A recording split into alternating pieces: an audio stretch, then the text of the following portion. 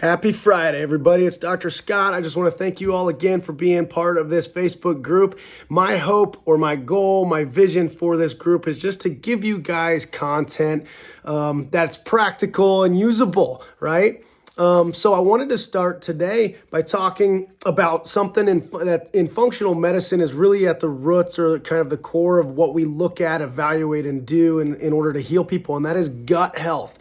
You know, what's happening in our entire gastrointestinal system is of utmost importance, and you guys would not even believe, if you don't already know this, how linked that is to so many other issues. I mean, it could be thyroid issues, other hormonal issues, it could be hair, skin, and nail issues. It could be other chronic illnesses, immune system depletion. The list goes on and on and on.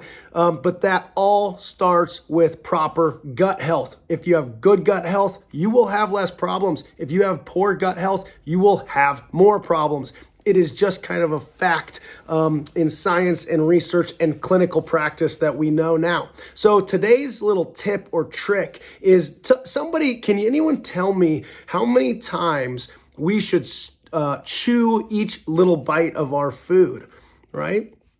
Kind of a simple question, but it's like, okay, what does that really matter even?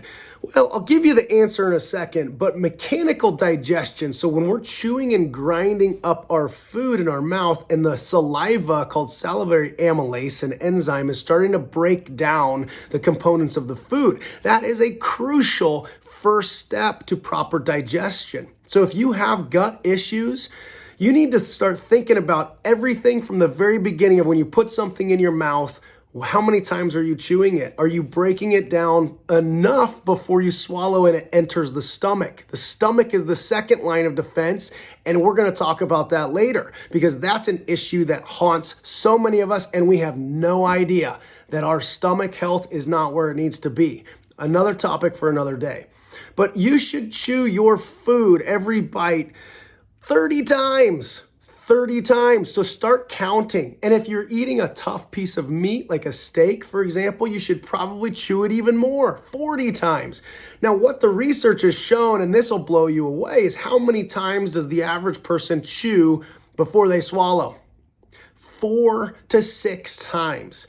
If that's not going to wake you up a little bit and say, okay, if I'm only chewing 4, 6, 8 times and then I'm swallowing, that food is entering my stomach in huge chunks. It's not broken down yet. And so my stomach is going to have to work even harder to digest. And next time I'm going to show you and tell you how many of us struggle and our stomachs just aren't equipped to be able to even do that. And so you're setting yourself up for digestive failure from the get-go, from the second you put something in your mouth. So, tip of the day, slow down, chew slower, enjoy the flavors. I have a problem with this. I'm a fast eater, always have been. It's a habit that dies hard for me, but I've really been intentional about it, chewing 20, 25, 30 times and making that my new goal. And I focus on that every time I take a bite of food. And I'm telling you, it's made a difference in my gut health, right? And just how I feel. So take that, digest it, literally, no pun intended today, and try that over the weekend and over the course of the next week. And then next time, I'm going to just really open your eyes into what's going on in so many of our stomachs that we need and pretty easy to actually start fixing. All right, y'all, Dr. Scott, happy Friday. Enjoy. Bye.